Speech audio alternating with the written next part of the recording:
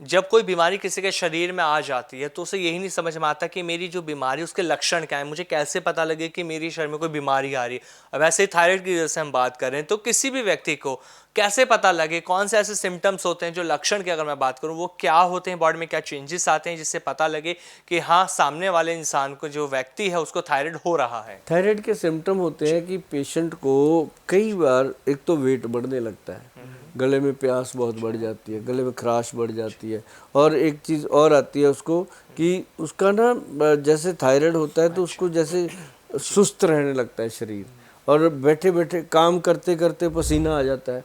अच्छा, कई बार ऐसा होता है लेडीज़ खाना बना रही हैं, बनाते बनाते खाना छोड़ के जाके लेट गई, बिल्कुल। कुछ टाइम लेटे, फिर रिलैक्स हुआ, फिर आके लग गए, पता नहीं चलता क्या होगा। और घर वाले कहते हैं ड्रामे करती है, बेचारी को हो रहा है थायराइड का प्रॉब्लम, चेक कराया नहीं। तो ये एक बहुत बड़ा इनबैलेंस हो जाता है बॉडी के अंदर। अच्छा गोल साहब, एक चीज़ और जो बहुत ज़्यादा कंफ्यूजन बनी रहती है लोगों के बीच में ना, बहुत से लोग ना एकदम से मोटे होने लगते हैं, उनका मोटापा बढ़ने लगता है, तो लोग समझ नहीं पाते कि उनका जो वेट बढ़ रहा है क्या वो नॉर्मल है उनका वेट बढ़ना, या उसके पीछे भी थायराइड एक वजह है, क्योंकि कहा जाता है कि थायराइड में हमारा बॉडी वेट जो बढ़ने वो तो लगता है। नेचुरल है। जैसे ही हमारे पास भी जो मोटापे के पेशेंट आते हैं, हम उनका सबसे पहले थायराइड चेक कराते हैं, और मोस्टली बड़ा होता है या फिर उसके अंदर थोड़ा बहुत बॉर्डर लाइन होता है।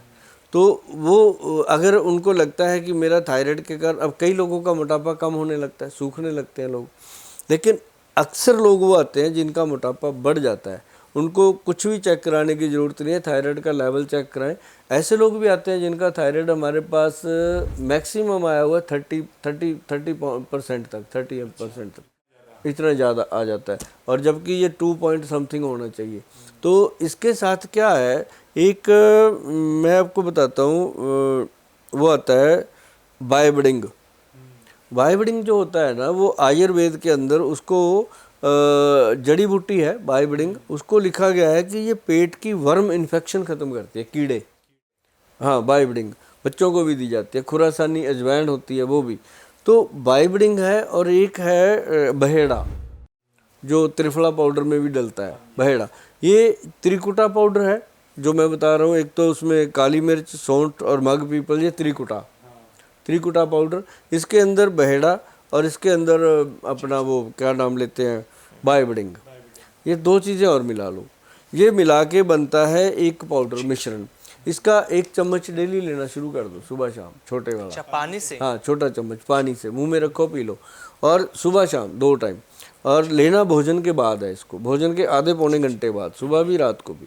तो लेने के बाद आप देखेंगे दिनों में वेट रिड्यूस हो रहा है, जो कपड़े इतने टाइट थे वो लूज़ हो रहे हैं।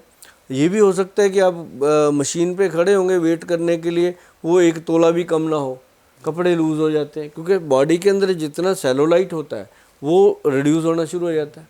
और उससे क्या होता है कि जो ड्रेस होती हैं वो लूज़ हो जाती हैं, और पेशेंट बहुत खुश हो जाता है।